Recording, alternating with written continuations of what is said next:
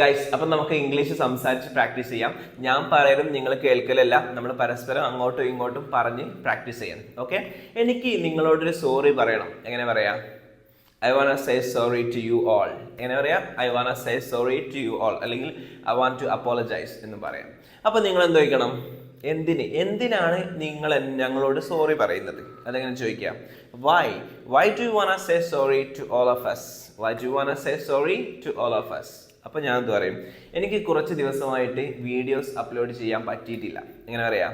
I couldn't upload videos for the past few days. എങ്ങനെ പറയാം? I couldn't upload videos for the past few days because I was busy. Yes, അങ്ങനെയാണെങ്കിൽ എനിക്ക് message അയക്കാൻ പറ്റിയിട്ടില്ല കാരണം എൻ്റെ ഫോൺ മിസ്സിംഗ് ആയിരുന്നു. എനിക്ക് നിനക്ക് മെസ്സേജ് അയക്കാൻ പറ്റിയില്ല കാരണം എൻ്റെ ഫോൺ മിസ്സിംഗ് ആയിരുന്നു. എങ്ങനെ പറയാം?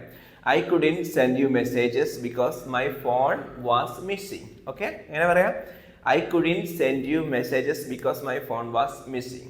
എന്നാൽ എനിക്ക് അത് ശ്രദ്ധിക്കാൻ പറ്റിയില്ല, ഞാൻ ഉറങ്ങുകയായിരുന്നു. അതെങ്ങനെ പറയാം? നിങ്ങൾ കമൻറ്റ് ചെയ്യും. അപ്പോൾ ഇന്ന് നമുക്ക് കുറച്ച് അടിപൊളി മലയാളം ഡയലോഗുകൾ കേൾക്കാം, എന്നിട്ട് അതെങ്ങനെ ഇംഗ്ലീഷിൽ പറയാം എന്ന് നോക്കാം. ഓക്കെ, അപ്പോൾ തുടങ്ങിക്കോ, വാച്ച് ചെയ്യ്. ഈ 5 കാര്യങ്ങൾ നിങ്ങൾ നിയന്ത്രിച്ചാലുണ്ടല്ലോ, നിങ്ങൾ വിജയിക്കും. നിങ്ങൾ ഇപ്പോൾ ഉള്ള ആളെ അല്ലാതെ.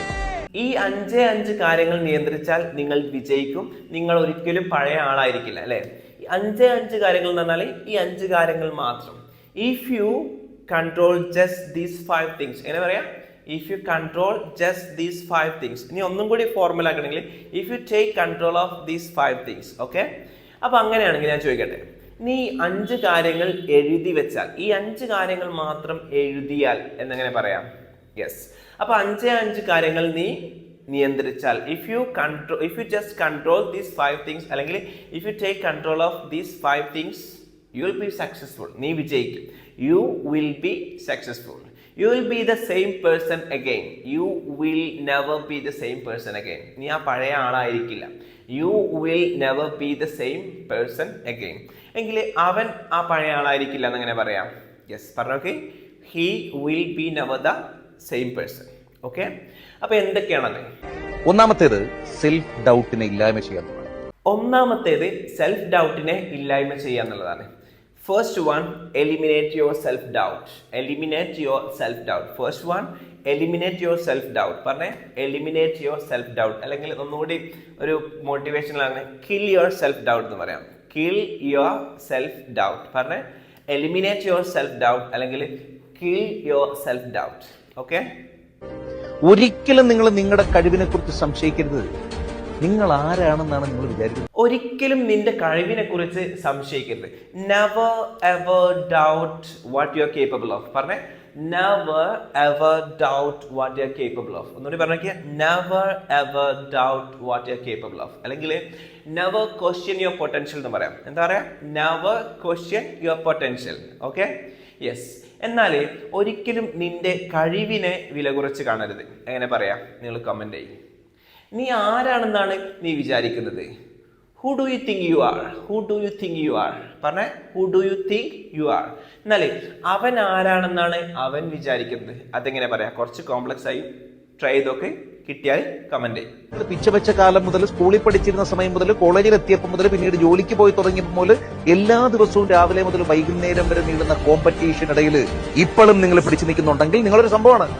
From the day you started crawling, നീ പിച്ച വെക്കാൻ തുടങ്ങിയത് മുതൽ, from your school days, നിന്റെ സ്കൂൾ കാലം മുതൽ, from your college days, നിന്റെ കോളേജ് കാലം മുതൽ, from the day you started walking, നീ വോക്ക് ചെയ്യാൻ തുടങ്ങിയത് മുതൽ, in every endless competition every single day, ഓരോ ദിവസവുമുള്ള അവസാനിക്കാത്ത യുദ്ധങ്ങളിൽ, if you have succeeded, നീ വിജയിച്ചിട്ടുണ്ടെങ്കിൽ, if you are still holding on, നീ ഇപ്പോഴും പിടിച്ചു നിൽക്കുന്നുണ്ടെങ്കിൽ. ഓക്കെ, എന്തുമാത്രം ശ്രദ്ധിച്ചാൽ മതി? ഇഫ് യു ഹാവ് സക്സീഡഡ്, നീ വിജയിച്ചിട്ടുണ്ടെങ്കിൽ, മറികടന്നിട്ടുണ്ടെങ്കിൽ. If you are still holding on, ഇപ്പോഴും നീ പിടിച്ചു നിൽക്കുന്നുണ്ടെങ്കിൽ. You are not just ordinary, നീ ഒരു സാധാരണക്കാരനല്ല. You are not just ordinary. പറഞ്ഞേ, യു ആർ സംതിങ് റിമാർക്കബിൾ. നീ ഒരു സംഭവമാണെന്നുള്ളത് നമുക്ക് എന്താ പറയാം? You are something remarkable. You are something remarkable. Okay, you are not just ordinary. നീ ഒരു സാധാരണക്കാരനല്ല. അടുത്തത് കേൾക്കാം.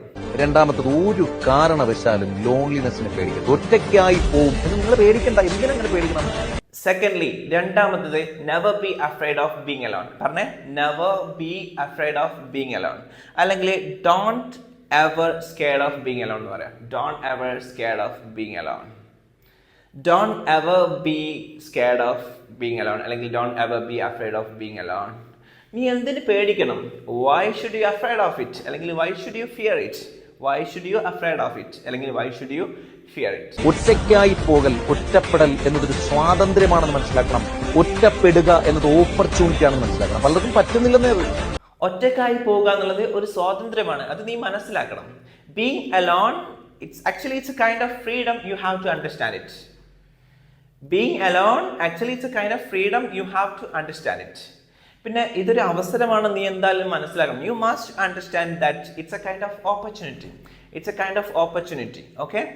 പക്ഷേ അധിക ആളുകളും അത് മനസ്സിലാക്കുന്നിടത്ത് പരാജയപ്പെടുന്നു. But many people fail to understand it. Many people fail to understand it. Many people fail to understand it. അപ്പോൾ ഇതുപോലെയുള്ള ഡെയിലി പ്രാക്ടീസ് ചെയ്യാൻ നമ്മൾ ചാനൽ സബ്സ്ക്രൈബ് ചെയ്യാൻ മറക്കരുത്. See you tomorrow.